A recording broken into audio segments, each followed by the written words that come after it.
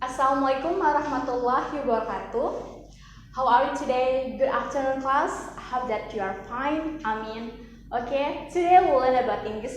Of course, English because this English class. Before that, I want to introduce myself. My name is Siti Husnuatima. I am a teacher English in the Tangerang Global Vocational High School. Okay, today we'll learn about invitation. Have you ever make an invitation somewhere? Pernah gak sih kalian mengundang teman kalian buat ke acara mungkin ulang tahun ataukah mengundang buat ngajak nonton atau gimana? Pernah ya, pasti ya. Nah, sekarang kita will about the invitation. Do you know that invitation there are two types? Formal invitation and then informal invitation.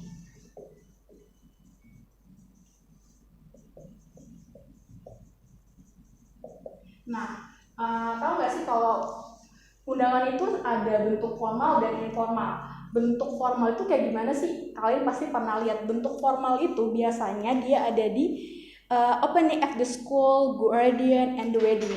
Pasti ada ya pas kalau misalkan ada pernikahan, ada undangan, itu masuknya ke formal invitation. Karena kenapa dimasuknya ke formal invitation? Karena dia susunannya sudah lengkap. Jadi masuknya ke formal. Nah, informal invitation kayak gimana sih?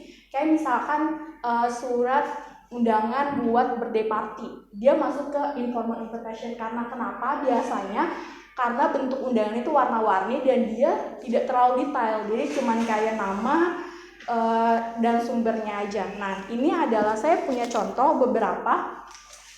Ini adalah contoh formal invitation seperti ini. Dia itu rapi dan jelas. Ini juga sama seperti ini dan seperti ini. Nah, lanjut next step. Terus kalau misalkan formal invitation ada formatnya kayak gimana sih formatnya? Formatnya itu dia itu punya address. Ada addressnya. Ada alamatnya dia harus ada. Terus ada salutation itu ada salam. Lanjut ada body itu kerangkanya ada apa aja, what for atau who, kepada siapa ngirimnya, kita ngirimnya sama siapa. And then ada reason of the invitation, tentang apa undangannya.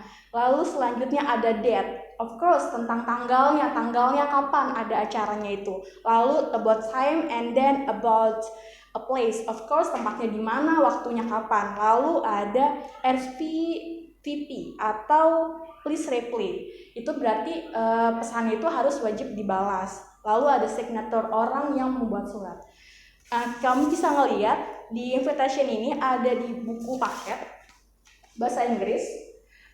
Di halaman you can open your page number 32 bisa dilihat about the chapter 3. You can see about the kerangka dari formal invitation.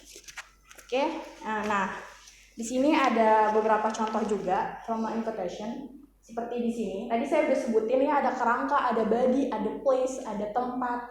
Sini udah lengkap tentang mana, venue-nya, dan lanjut.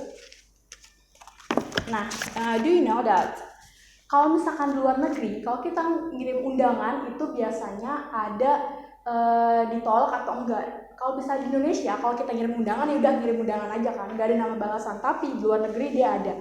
Jadi misalkan kita ngirim surat, kita ngirim undangan nih di sini, pasti ada balasan suratnya itu dissenting atau accepting, dia nerima atau nolak kayak gitu.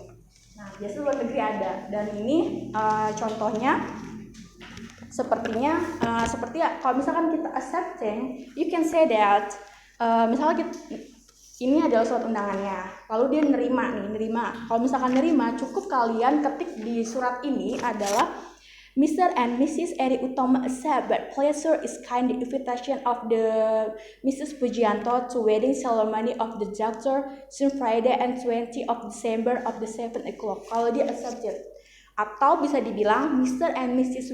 Wibowo accept that invitation with pleasure, menerima undangan tersebut. Balasannya seperti itu. Kalau misalkan dia nolak, dia bisa bilang Mr. and Mrs. Wibowo regret that this line the invitation due to health reason, karena dia nggak bisa datang, dia nolak karena lagi kurang sehat kayak gitu. Nah, contohnya seperti itu. Next. Oke, ini adalah tadi kita udah belajar tentang verification, ada formal, ada informal, dan ada body. Ternyata formal itu harus ada alamat, harus ada tanggal, harus ada pengirimnya, harus ada jalannya dan orang yang diundang, dan tentang apa undangan itu.